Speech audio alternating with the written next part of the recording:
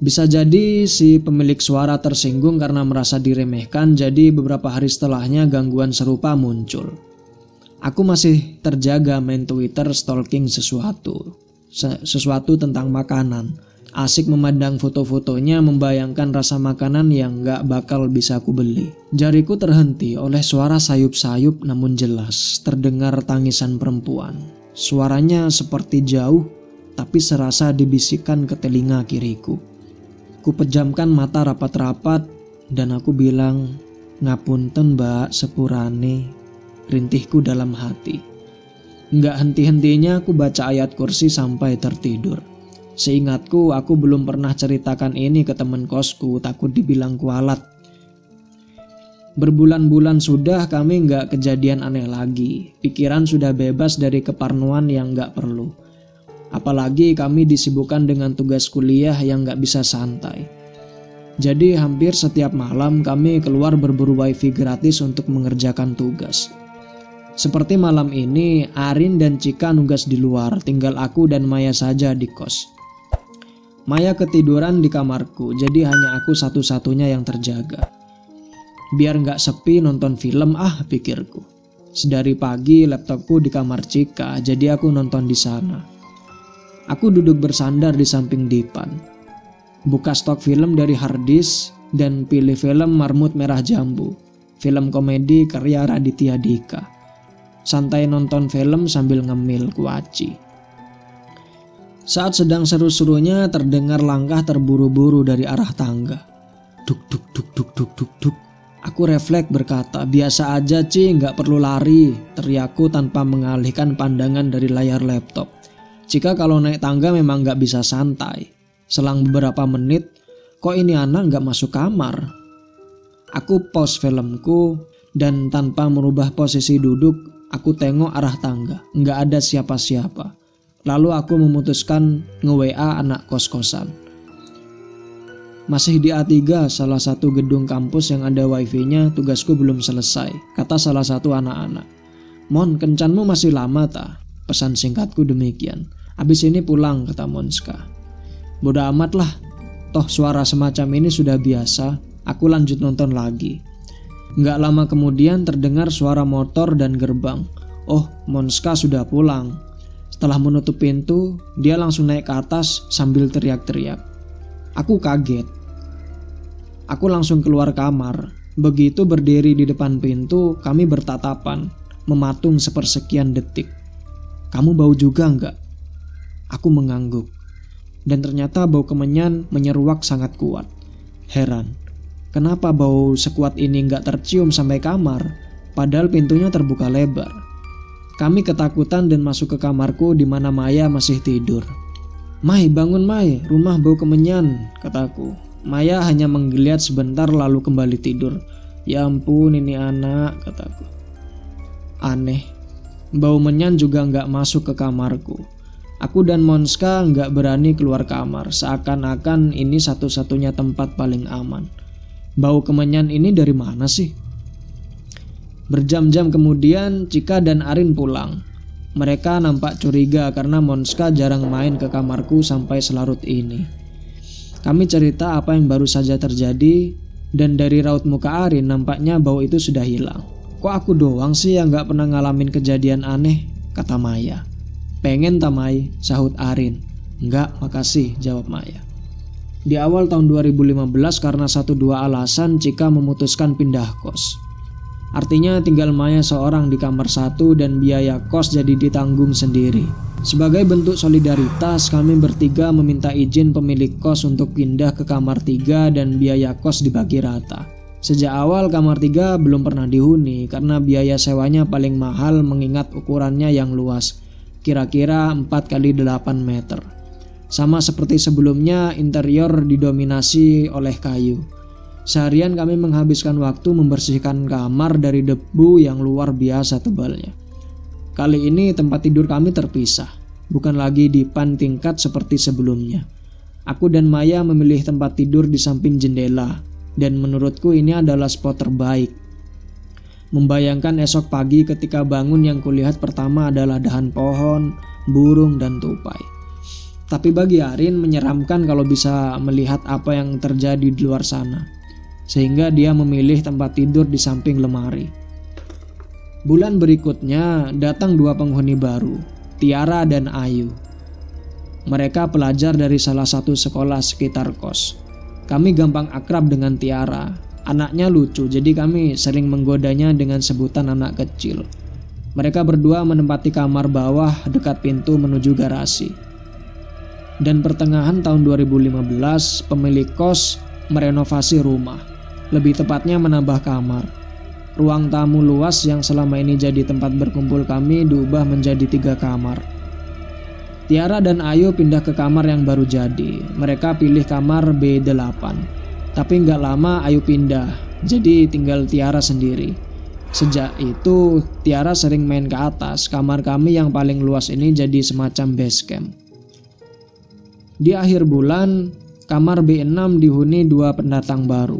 Namanya Lita dan Baby. Mereka bersaudara. Lita teman Maya di kampus, sedangkan Baby adik tingkat Monska. Kok sudah nggak sesunyi dulu? Apa ini artinya gangguan akan berkurang? Kami berharap begitu. Mbak Mons, jadi nonton apa kita ini? Sudah 10 menit jari Tiara bermain di atas keyboard menyelami situs-situs film, bingung yang mana yang mau ditonton. Inside Out aja, kata Monska. Inside Out ini adalah film animasi tentang 5 emosi dasar dalam diri seorang anak yang divisualkan menyerupai karakter lucu. Monska suka film berbau psikologi sesuai jurusan kuliahnya. Tiara mengambil cemilan dari bawah meja belajar, nonton sambil nyemil, memang surga dunia. Udara di kamar Tiara malam itu sedikit panas, mungkin karena sirkulasinya tidak lancar. Jendela kamar jarang dibuka agar nyamuk dan serangga lainnya tidak masuk. Maklum, kosan kami di samping hutan jadi nyamuknya ganas-ganas. Buka jendela, Rah. Gerah nih. Lalu Tiara menyibakkan gorden dan mendorong daun jendela. Nampak taman depan yang kurang terawat, rumput liar mulai tinggi dan daun-daun berserakan. Remang-remang cahaya dari lampu teras masih mampu menyinari sebagian halaman. Tiba-tiba badan Tiara menegang. Keringat dingin mengalir di pelipisnya. Di sana di antara bambu dan kolam berdiri sesosok laki-laki. Perawakannya tinggi kurus dan mukanya hancur. Darah membasahi bajunya yang putih compang-camping. Sosok itu meringis menatapnya lama-lama lalu menghilang. Tiara kesulitan berbicara, nggak percaya apa yang dilihatnya. Monska memegang bahu Tiara, mengguncangkan beberapa kali sambil memanggil namanya. Tiara gemetar hebat. Malam itu Monska menemani Tiara sampai tertidur. Dan esok paginya Tiara cerita apa yang kemarin ia lihat. Sepertinya mereka dalam tanda kutip mulai berani berkenalan dengan penghuni kos yang baru. Dan Baby salah satunya. Baby merasa ada yang gak beres dari kosan ini karena hampir tiap tengah malam terdengar suara orang menyapu jalan. Tapi malam ini lain lagi. Ketika Baby sedang santai chattingan dengan pacarnya selagi menunggu Lita pulang dari kegiatan organisasi, Lita memang anggota aktif dan sedang persiapan untuk lomba. Jadi hampir setiap hari pulang larut malam. Jarum jam menunjukkan pukul 11 malam, tapi Lita belum juga pulang. Mencoba merubah suasana biar gak terlalu sepi, Baby memutar lagu dari playlist laptopnya. Gak berapa lama Baby dikagetkan dengan suara tawa dari arah taman. Seperti tawa anak-anak sedang bermain. Ramai sekali. Masa sih anak kecil main jam segini di depan kos orang pula, pikirnya. Penasaran dan merasa terganggu, saat itu juga Baby membuka jendela kamar. Pandangannya menyapu ke arah sumber suara tadi. Sepi, gak ada siapapun. Padahal tadi jelas-jelas ada suara anak kecil. Wah, gak bener nih. Lalu dia menutup jendela rapat-rapat dan langsung tidur. Kak Mons, kemarin aku dengar suara anak kecil main-main di taman depan sana. Padahal itu jam 12:30 loh. Pernah juga tengah malam aku dengar suara orang nyapu sama suara langkah kaki di tangga ini. Udah biasa itu, biarin aja, kata Monska. Sampai teman-teman kami yang pernah berkunjung ke kos A15, hampir semuanya tuh berkomentar, kok kamu betah sih di sini? Ya, nyatanya kenyamanan kos ini mengalahkan kengerian yang kami rasakan. Tahun 2016 Arin pindah kos. Otomatis biaya sewa kamar yang semula ditanggung bertiga menjadi tanggungan berdua. Karena aku dan Maya merasa berat, maka kami pindah kamar. Kami pindah ke kamar B3 dekat Monska. Di tahun 2016 pula penghuni kos A15 bertambah dari kalangan pelajar dan mahasiswa pasca sarjana. Maka hampir seluruh kamar di lantai 1 terisi. Dari 2016 kita kelompat ke 2018 saja ya. Karena di tahun 2017 aku dan Maya udah lulus kuliah. Dengan begitu selesai sudah masa kami di kos A15. Sementara Monska memutuskan untuk pindah. Jadi di sini aku sebagai penyampai kisah dari penghuni baru. Kamar B7 kini terisi oleh Kak Reni dan Kak Rani. Kak Reni cerita waktu nempatin kamar itu, Kak Rani pernah bermimpi didatangi sosok perempuan berambut panjang. Perempuan itu menatapnya tanpa bicara satu kata pun. Cantik, tapi auranya menyeramkan hingga mampu membangunkan Kak Rani dari tidurnya. Ketika membuka mata, badan Kak Rani nggak bisa digerakkan dan rasanya sakit sekali. Lalu dari celah di antara daun dan pintu, Kak Rani melihat bayangan hitam seperti sepasang kaki berdiri dari balik pintu. Lama sekali dia berdiri di situ. Kak Rani berusaha membangunkan Kak Kenny tapi nggak mampu. Lalu bayangan itu beranjak pergi. Seketika itu juga badan Kak Rani terbebas dan nafasnya tersengal. Saking takutnya, Kak Rani membangunkan Kak Kenny dan menceritakan apa yang baru saja terjadi.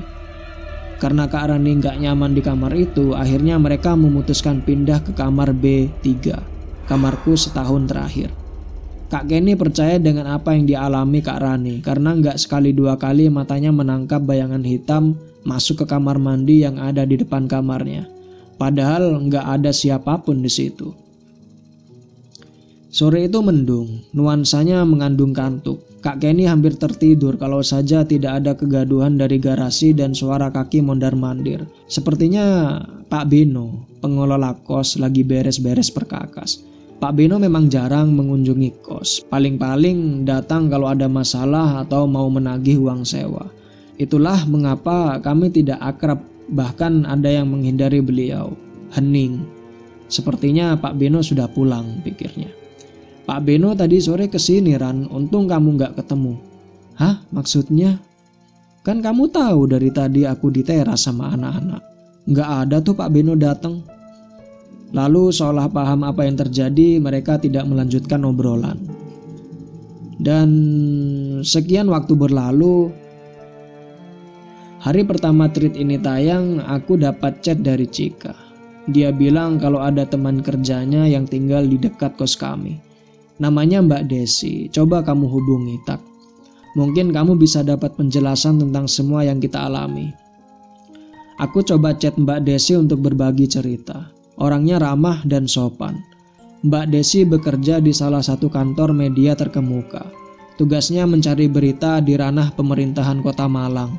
Kalau sedang banyak liputan, jangan harap pulang tepat waktu. Seperti suatu malam, pukul 1:30, Mbak Desi baru keluar kantor. Jalanan sudah sepi.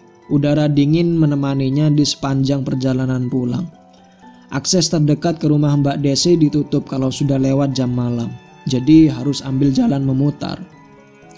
Mbak Desi mengendarai motornya melewati hutan kota dan kosku. Sampai di tikungan nampak jalan dihiasi akar gantung dari pohon beringin yang tumbuh di halaman kos. Akar gantungnya menjuntai, sebagian melewati pagar sampai ke jalan. Kira-kira jarak 2 meter, Mbak Desi sadar ada yang aneh. Dia melihat salah satu akar gantung itu warnanya hitam, lebih panjang dan tebal dari yang lain. Ya Allah, itu rambut. Dan karena Mbak Desi sudah terlalu dekat dan gak bisa menghindar, rambut itu menyentuh wajahnya.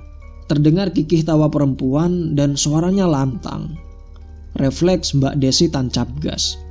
Kejadian serupa juga dialami oleh temannya. Jadi sudah 2 orang yang mengalami cukup menguatkan bahwa itu bukan sekedar halusinasi. Mbak, ada teman kosku yang sering dengar suara orang nyapu pakai sapu lidi tengah malam. Mbak Desi pernah dengar juga nggak? Ternyata suara itu juga terdengar sampai rumah Mbak Desi dan terekam oleh kakaknya. Aneh, setelah Mbak Desi mengirimkan rekaman suara dari kakaknya, suara itu terdengar makin lama makin mendekat, seakan sadar ada yang sengaja memperhatikan. Dan saat mendengar suara itu, jariku jadi gemetar, makin gampang tipu, tapi aku paksa untuk terus bertanya. Dan aku ingat tentang tetangga yang dicerita awal tadi yang memperingatkan salah satu penghuni kos agar hati-hati karena pernah ada kejadian. Jadi aku tanya ke Mbak Desi, kejadian apa yang dimaksud? Jadi dulu salah satu rumah di daerah ini pernah kemalingan. Warga yang mendengar teriakan dari pemilik rumah langsung melakukan pengejaran. Nggak lama maling itu ditemukan di tengah jalan di depan rumah kosong yang sekarang disebut kos A15 di kos kami. Dia pingsan. Masih setengah sadar, maling itu dirungkus warga dan dibawa ke pos kamling. Setelah dia benar-benar sadar, warga tanya, "Ngapain kamu habis nyuri kok pingsan di tengah jalan?" Lalu si maling cerita, sewaktu dia lari ngelewatin tikungan, dia dengar suara tawa terkikih. Dia memperlambat langkahnya untuk melihat sumber suara. Dari jendela lantai 2 rumah kosong itu, di sana terlihat berdiri sosok perempuan. Perempuan itu menatapnya. Dia tersenyum, memiringkan kepalanya sambil menyisir rambut dengan jari-jarinya. Tawanya terdengar lagi dan lalu maling itu pingsan. Lalu muncul pertanyaan di kepalaku, sebenarnya ada apa dengan bangunan kos kami? Bukan salah bangunannya, tapi tanah sekitarnya. Dimanapun tanah yang bau darah itu agak angker, kata Mbak Desi. Rumah Mbak Desi adalah salah satu rumah yang tertua. Kakeknya yang pertama kali mendirikan rumah di lokasi yang semula adalah area persawahan. Lahan ini sebetulnya jatah bagi tentara perang. Ya, kakeknya adalah tentara yang pernah bertugas di peperangan 10 November dan Operasi Irian Jaya. Beliau yang membuka lahan, mengaspal, dan mengalirkan listrik. Kalau kata orang Jawa disebut babat alas. Ada rumor yang bilang kalau area persawahan itu sempat jadi tempat penguburan korban perang. Masuk akal, karena kawasan ini berdekatan dengan salah satu lokasi pertempuran tentara Republik Indonesia. Yang jelas tempat ini banyak banget penunggunya. Terus suara gamelan yang kamu ceritain di tweet itu mereka lagi pesta, kata Mbak Desi. Mungkin benar, pikirku. Dan masih banyak kejadian seram yang dialami teman-teman kos dan mungkin warga sekitar yang gak bisa diceritakan di sini semua. Dan semuanya terjawab sudah rasa penasaran kami. Dari kisah ini semoga kita bisa mengambil hikmahnya, dan bagi siapapun yang merasa sebagai pendatang harus jaga perilaku. Kita gak tahu sejarah di balik tempat kita berpijak. Kalaupun kita sudah sopan tapi masih ngalamin yang aneh-aneh, mungkin mereka hanya ingin menunjukkan bahwa mereka ada. Dan kalau kata Mas Dodit Mulyanto, tanah adalah tetap manusia yang berubah-ubah fungsi dan apa yang ada di atasnya. Di bawah tanahmu terpendam sesuatu dari pendahulumu. Sekian kisah dari Kos Angker 15.